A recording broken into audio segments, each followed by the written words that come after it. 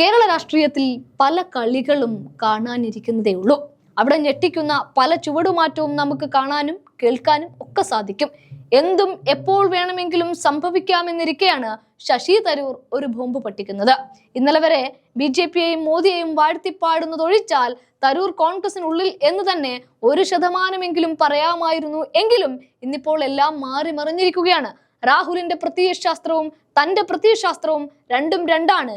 അതുകൊണ്ട് തന്നെ രാഹുൽ ഗാന്ധി വിളിക്കുന്ന യോഗങ്ങളിലേക്ക് താൻ പോകില്ല, പങ്കെടുക്കില്ല എന്ന നിലപാട് കൂടിയാണ് തരൂർ സ്വീകരിക്കുന്നത്. ശശി തരൂറും രാഹുൽ ഗാന്ധിയും തമ്മിലുള്ള വ്യത്യാസം കോൺഗ്രസിനുള്ളിലെ രണ്ട് പ്രത്യയശാസ്ത്ര പ്രവണതകളെയാണ് പ്രതിഫലിക്കുന്നത്. ഇതിനെ ഒരുമിച്ച് കൊണ്ടുപോകാൻ സാധിക്കാത്തതാണ് കോൺഗ്രസിന്റെ പ്രശ്നമെന്നും പറയുന്ന ഒരു പോസ്റ്റാണ് തരൂർ പങ്കുവെച്ചത്.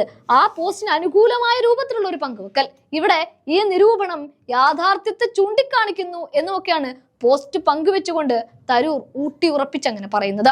അതുമാത്രവുമല്ല, കോൺഗ്രസ് കുതിച്ചുയർന്ന ഈ തദ്ദേശ തെരഞ്ഞെടുപ്പിൽ BJPയെ വാഴ്ത്തിപ്പാടാനാണ് തരൂർ സമയം അത്രയും ചിലവഴിച്ചത്. LDF ദുർഭരണത്തിനെതിരെ താൻ പ്രചാരണത്തിന് ഇറങ്ങിയത് BJPക്ക് ഗുണം ചെയ്തു എന്ന് തുടങ്ങി തരൂർ കണക്ക് കൂട്ടിക്കൊണ്ട് ഓരോരോ നീക്കവും നടത്തുന്നുണ്ട്. അതേസമയം തിരുവനന്തപുരത്ത് ഒറ്റ സീറ്റ് വ്യത്യാസത്തിൽ BJPക്ക് ഭരണം നഷ്ടപ്പെടുമോ എന്ന ഭയത്തിൽ ഇപ്പോൾ അടിയന്തര നീക്കം രാജീവ് ചന്ദ്രശേഖർ നടത്തുന്നുണ്ട്. സ്വതന്ത്രരെ നിർത്തിക്കൊണ്ട് UDFും LDFും ഭരണത്തിലേറിയാൽ ഈ കുതിപ്പെല്ലാം കിതപ്പാകുമെന്നും BJPക്ക് നന്നായിട്ടറിയാം. മോദിയെ വരെ കൊണ്ടുവന്ന് തിരുവനന്തപുരം മോഡൽ അവതരിപ്പിക്കാനുള്ള BJP കണക്കുകൂട്ടലൊക്കെ തെറ്റിയാലോ എന്നാണ് ഇപ്പോഴത്തെ BJPയുടെ മുൻപിലുള്ള ഒരു വലിയ അപകടം.